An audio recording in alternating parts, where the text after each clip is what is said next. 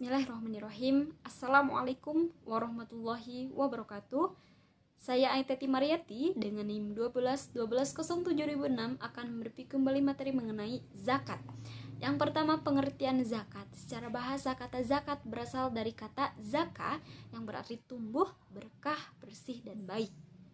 Menurut istilah, zakat merupakan nama bagi sejumlah harta tertentu yang wajib dikeluarkan dan diberikan kepada yang wajib menerimanya dengan syarat tertentu.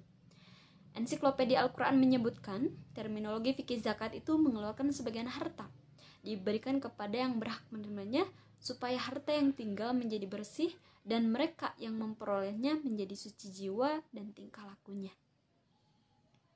Kemudian, dalil disyariatkannya zakat, yaitu banyak ayat di dalam Al-Quran tentang perintah zakat, yang bergandengan dengan perintah sholat.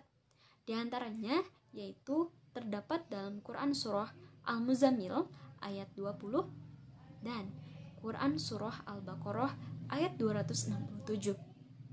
Dalam As-Sunnah atau hadis, banyak keterangan yang berkaitan dengan zakat. Salah satunya yaitu terdapat dalam hadis Rasulullah SAW yang mengatakan bahwa Islam dibangun di atas 5 tiang. Salah satunya adalah zakat. Yang pertama, yaitu bersaksi bahwa tidak ada Tuhan selain Allah dan Muhammad adalah utusan Allah. Yang kedua, mendirikan sholat. Yang ketiga, menunaikan zakat. Yang keempat, puasa di bulan Ramadan. Dan yang kelima, pergi haji. Hadis riwayat Bukhari dan Muslim. Macam-macam zakat. Yang pertama, zakat fitrah. Zakat fitrah merupakan zakat yang dikeluarkan oleh setiap muslim satu kali dalam bulan Ramadan berupa makanan pokok sesuai kadar yang telah ditentukan, yang bersifat fardu ain. Syarat wajib zakat fitrah diantaranya, yang pertama Islam, yang kedua lahir sebelum terbenam matahari pada hari penghabisan bulan Ramadan, yang ketiga memiliki kelebihan harta dan keperluan makanan untuk dirinya sendiri dan untuk yang wajib dinafkahinya. Yang kedua zakat mal. Zakat mal atau zakat harta, kewajiban Islam yang memiliki harta benda tertentu untuk diberikan kepada yang berhak sesuai dengan ketentuan nisab dalam jangka waktu tertentu.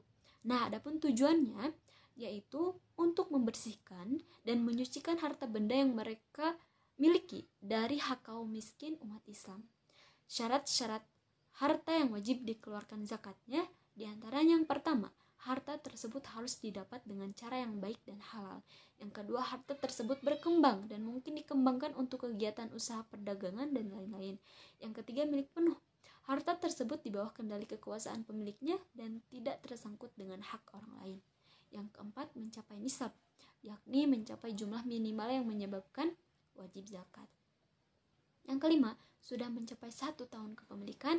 Yang keenam, sudah terpenuhi kebutuhan pokok yang dikeluarkan zakatnya. Kemudian adapun harta benda yang wajib dizakati diantaranya, yang pertama emas dan perak, yang kedua binatang ternak, yang ketiga pertanian, yang keempat zakat profesi, dan yang kelima zakat rikaz atau barang temuan. Kemudian berbicara tentang mustahik zakat. Mustahik zakat atau orang yang berhak menerima zakat, Allah Subhanahu wa taala telah menjelaskannya di dalam Quran surah At-Taubah ayat 60 yang artinya, sesungguhnya zakat itu hanya untuk orang-orang fakir, orang miskin, amil zakat yang dilunakkan hatinya atau mu'alaf, untuk memerdekakan hamba sahaya, untuk membebaskan orang yang berutang, untuk jalan Allah, dan untuk orang yang sedang dalam perjalanan, sebagai kewajiban dari Allah Subhanahu wa taala. Dan Allah Maha mengetahui lagi Maha bijaksana. Kemudian yang terakhir yaitu hikmah zakat. Hikmah zakat diantaranya yang pertama adalah bidang moral. Zakat mengkikis habis ketamakan dan keserakahan orang kaya, menyucikan jiwa orang yang menunaikannya dari sifat kikir, mensucikan dan mengembangkan harta bendanya. Yang kedua, dalam bidang sosial, orang yang tidak mampu merasakan bahwa bagian dari anggota masyarakat bukan kaum yang disia-siakan dan diremehkan. Yang ketiga, dalam bidang ekonomi, zakat juga berperan sebagai sumber dana yang potensial untuk mengentaskan kemiskinan. Nah, itulah mungkin materi yang dapat saya review mengenai zakat. Mohon maaf apabila ada kesalahan dan mudah-mudahan bermanfaat. Terima kasih. Wassalamualaikum warahmatullahi wabarakatuh.